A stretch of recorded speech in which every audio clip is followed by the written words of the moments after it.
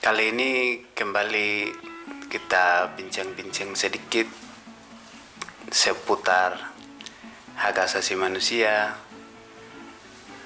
dan orang Papua atau kehidupan orang Papua. Jadi seperti yang kita tahu atau Anda tahu sekalian tentang kondisi Papua, tentang Papua dan tentang berbagai hal yang terkait tentang Papua. Tapi saya sekali lagi tertarik untuk mengisi konten atau berbincang-bincang tentang kondisi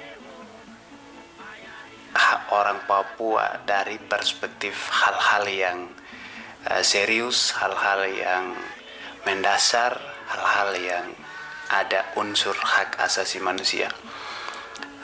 Kali ini saya ingin sedikit membahas tentang kehadiran negara di Papua melalui pendekatan militer. Ketika berbicara tentang kehadiran negara di Papua sebagai satu wilayah dari negara Republik Indonesia, atau lebih tepatnya satu provinsi, berbicara ketika pendekatan militer itu disematkan dalam kehadiran negara di salah satu wilayahnya, sebenarnya itu agak ekstrim, itu berkesan agak radikal, keras dan segala macam. Tapi saya harap saya bisa sedikit memberikan informasi yang bisa menjawab atau memberikan pencerahan terkait topik tersebut. Jadi seperti yang kita ketahui bahwa ketika kita mendengar pendekatan militer, maka itu berbicara atau mengacu kepada konteks di mana militer hadir untuk melakukan penanganan berbagai tindakan terorisme. Jadi ini konteks secara umum di seluruh dunia, yang bahkan kita kenal di beberapa daerah yang terkenal dengan aktivitas-aktivitas terorisme, yang saya katakan dalam tanda kutip, baik itu terorisme yang dianggap maupun terorisme yang memang betul-betul terorisme. Jadi yang melahirkan diri maupun yang dilahirkan untuk kepentingan tertentu dari kelompok-kelompok politik, kelompok-kelompok oligarki dan kelompok-kelompok sosial masyarakat. Nah, jadi kembali kepada konteks bahwa ketika berbicara tentang pendekatan militer, pasti banyak orang yang bertanya, kok bisa negara Indonesia sebagai negara demokrasi, negara hukum, negara yang berasaskan Pancasila, yang memiliki poin atau sila pertama yang berbicara tentang ketuhanan yang Maha Esa, bisa ada yang namanya pendekatan militer? Itu pertanyaan yang wajar, dan itu juga pertanyaan yang sering dan selalu muncul di telinga banyak orang Indonesia, banyak masyarakat Indonesia. Maka mustahil ketika orang berbicara tentang poin ini, masyarakat atau publik bisa menerimanya dengan gampang bahwa iya benar ada semacam itu. Karena publik percaya bahwa negara Indonesia cukup mustahil untuk ada di zona itu, karena melihat dari berbagai instrumen hukum yang dimiliki oleh negara ini. Bahkan militer, dalam hal ini TNI dan Polri, adalah peralatan negara, di mana negara gunakan untuk hadir di tengah-tengah rakyatnya, untuk memberikan keamanan, kenyamanan, dan kepastian, perlindungan, pengayoman. Sehingga mustahil orang percaya bahwa di negara yang sedemikian lengkap, sedemikian hebat dengan berbagai instrumen hukum dan konstitusi yang juga mengatur secara luar biasa itu, kemudian bisa bisa berbicara seputar pendekatan-pendekatan yang militeristik tadi. Nah, tapi jangan juga salah bahwa kita ini adalah negara yang memiliki pulau, ribuan pulau, 700.000 pulau lebih di Indonesia ini, dengan berbagai latar belakang manusia yang ada,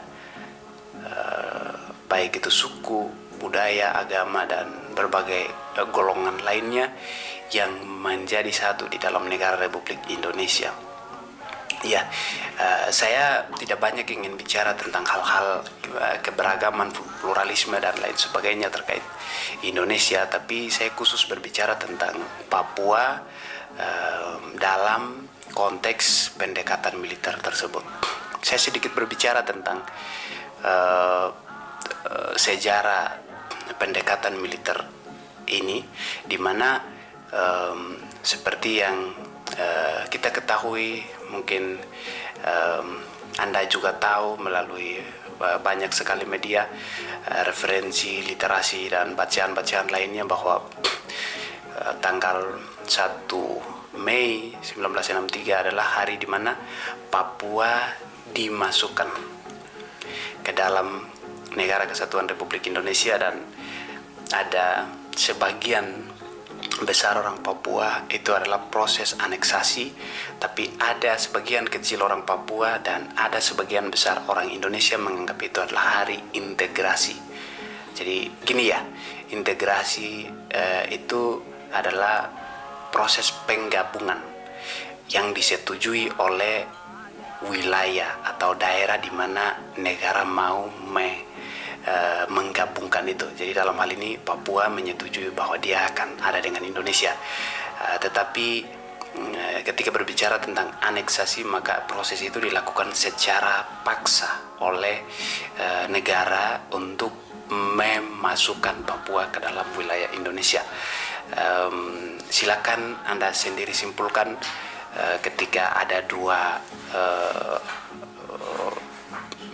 hal atau ada dua kata itu muncul dalam satu peristiwa tersebut. Dari sejak itu tahun 60-an sampai dengan saat ini,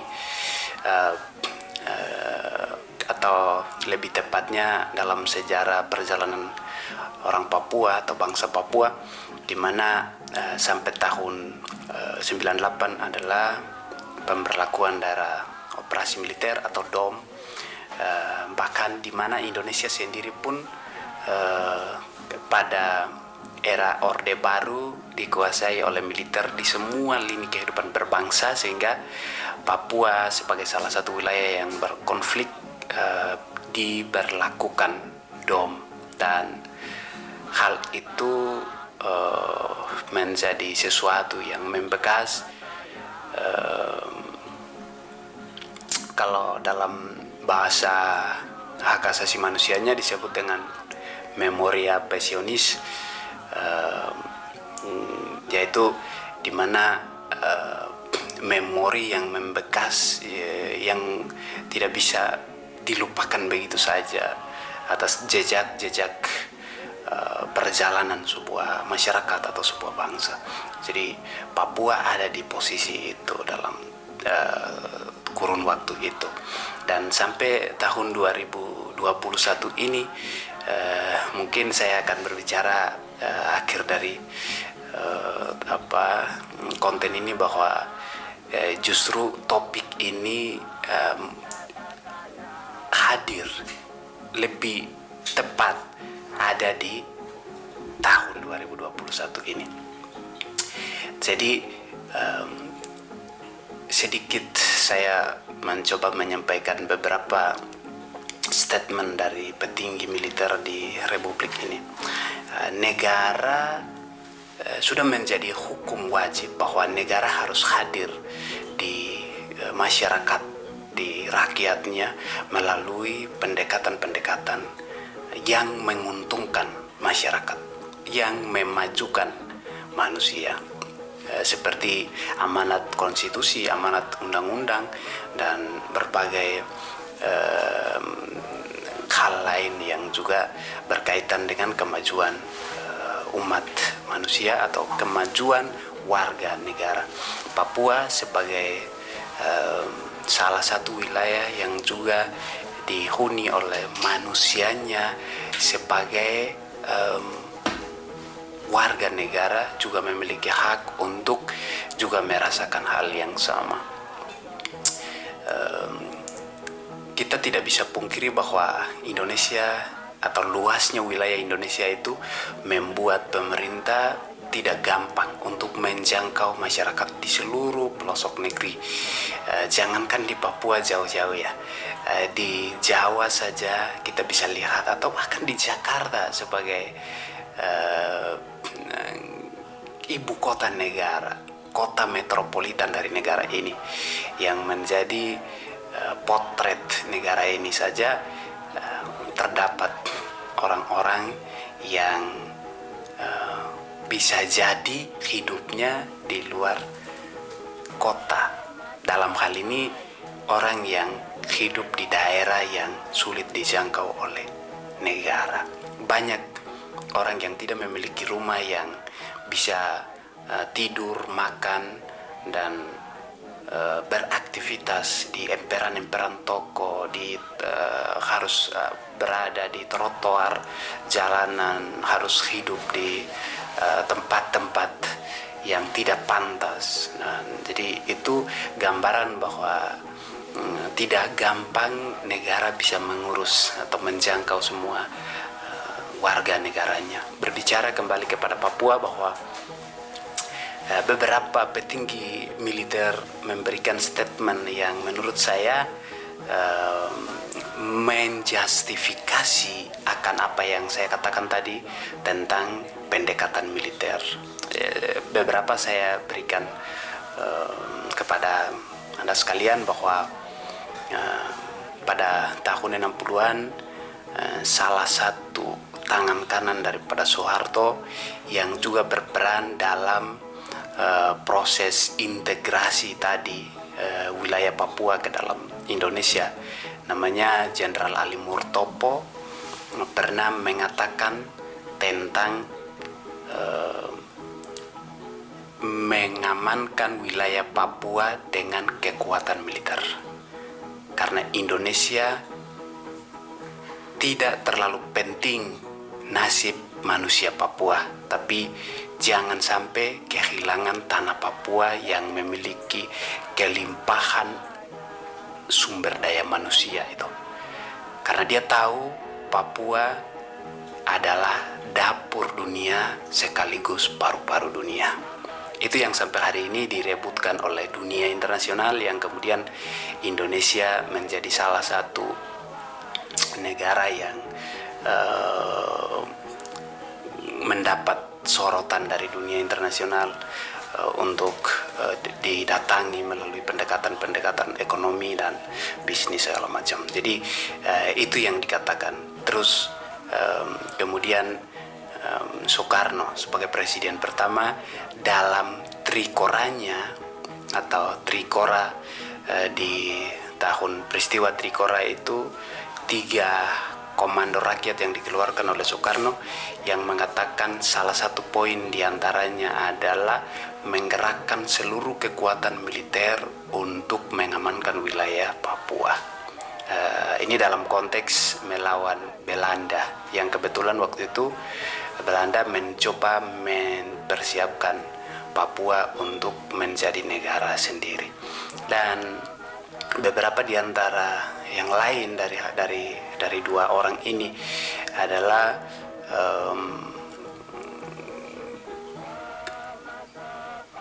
salah satu menteri daripada Presiden Jokowi hari ini, di mana Luhut Binsar Panjaitan pernah memberikan statement yang kontroversi. Dia mengatakan orang Papua kalau mau melakukan aktivitas-aktivitas yang dianggap melawan negara, silakan pergi meninggalkan tanah Papua dan pergi tinggal di Pasifik, tanpa berpikir bahwa Papua itu adalah tanahnya manusia Papua, masyarakat Papua. Dan dia juga mencoba mengeluarkan statement dengan mengatakan kalau tidak ada hal yang kontroversi, tidak ada kekerasan, tidak ada kericuhan, maka itu bukan Papua. Dan ini menurut saya statement yang cukup vulgar, cukup tidak penting, bahkan berbahaya oleh seorang negarawan atau petinggi negara mengeluarkan statement semacam itu untuk menunjukkan kepada warga negaranya. Jadi sebaiknya berpikir dulu untuk mengeluarkan kata-kata yang pantas seperti apa. Meskipun saya paham secara pendekatan sosial budaya, beliau sebagai orang Batak atau orang Sumatera mungkin memiliki intonasi bahasa yang cukup tinggi, dan itu bagi dia tidak terlalu berefek apa-apa. Tapi ketika melihat posisi beliau sebagai negarawan, itu sesuatu yang mesti diperhitungkan dan itu berbahaya. Selain itu juga disampaikan oleh Hendro Priyono, mantan kepala BIN, juga pernah mengatakan untuk memindahkan orang Papua ke Manado, dan hal itu harus menggerakkan militer sekuat mungkin. Dan terakhir, Ketua MPR mengatakan bahwa tumpas orang Papua yang berafiliasi dengan TPN-OPM untuk melawan negara dan membicarakan HAM dari belakang. Dan puncaknya Presiden Jokowi melalui Mahfud MD sebagai Menko Polhukam melabelkan TPN-PB itu sebagai teroris. Sehingga lengkap dan tepat sudah seperti yang saya katakan tadi, bahwa pendekatan negara atau pembangunan kehadiran negara melalui pendekatan militer itu puncaknya terjadi pada tahun 2021. Nah, cerita seperti yang saya sebutkan ini memberikan satu gambaran tentang, menurut pemahaman atau pandangan saya sebagai warga negara, saya menganggap ini satu pendekatan yang berbahaya dilakukan oleh negara, dan ini pula satu kegagalan negara melakukan pendekatan untuk membangun. Karena pada dasarnya negara ada untuk memberikan kesejahteraan, pembangunan, penghidupan, menjamin hak asasi manusia. Tetapi kemudian kekuatan yang dibangun atau dimiliki oleh negara itu turun untuk justru sebaliknya, menghancurkan, melanggar, menghilangkan, tidak menghargai, tidak menghormati. Maka apa artinya militer itu sebagai alat negara, hadir untuk masyarakat, hadir untuk negara. Jadi saya ingin mengatakan kepada Anda sekalian, siapapun yang mendengar, siapapun yang mengunjungi channel kami, bahwa pendekatan militer itu sedang atau bahkan sudah terjadi dan sedang terjadi. Akhir-akhir ini justru terjadi sangat nyata sekali di Papua, dan jangan heran ketika orang Papua mengatakan, atau saya mengatakan, bahwa di Papua sedang terjadi pendekatan militer yang luar biasa, tapi kemudian tidak bisa terbaca oleh dunia luar, oleh saudara-saudara orang Indonesia atau warga negara Indonesia yang bukan berasal dari Papua. Karena ketika hal ini dilakukan, pendekatan militer ini dilakukan, hal yang sangat disayangkan lagi adalah media-media dibatasi, jurnalis-jurnalis baik nasional maupun internasional dibatasi, akses ditutup sehingga tidak bisa terjangkau, dan hal itu sangat terasa dalam kurun waktu.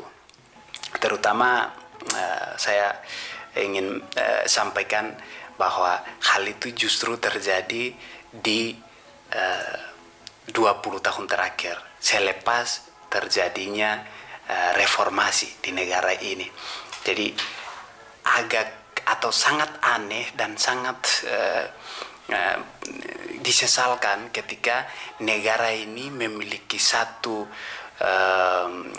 lembaran yang luar biasa baru yang namanya reformasi, kehidupan bernegara yang luar biasa itu, tetapi anak atau tindakan daripada hidup berwarga negara itu justru lebih jauh, lebih kejam daripada masa sebelum reformasi atau yang kita kenal dengan masa Orde Baru yang benar-benar militeristik.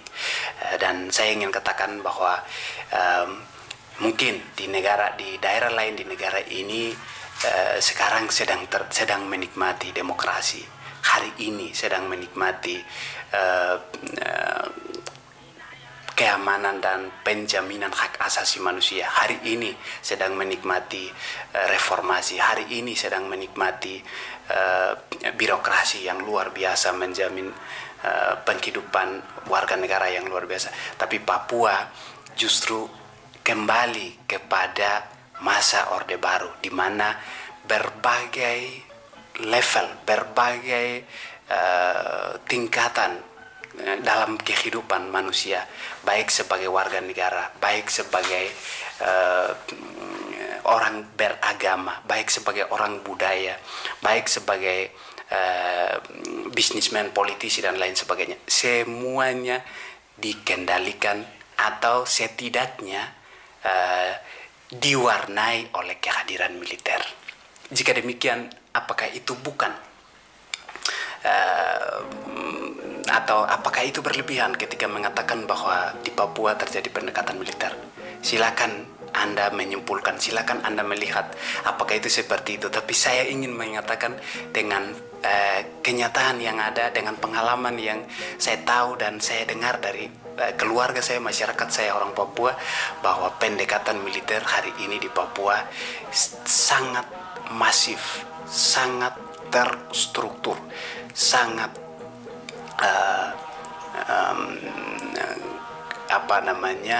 nyata terjadi di Papua. Jadi masyarakat Papua, di dua kehidupan orang Papua, yang paling dekat dengan kehidupan orang Papua adalah sebagai orang beragama dan orang budaya. Dan di sana justru kehadiran militer sangat terasa.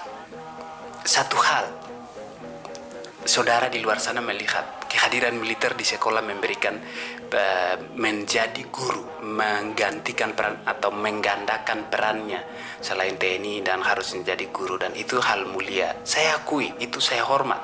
Tetapi sangat-sangat disayangkan bahwa kedatangan atau keberadaannya di sana tidak murni seperti yang digambarkan, tetapi justru ada hal-hal yang lain yang juga tersembunyi di sana.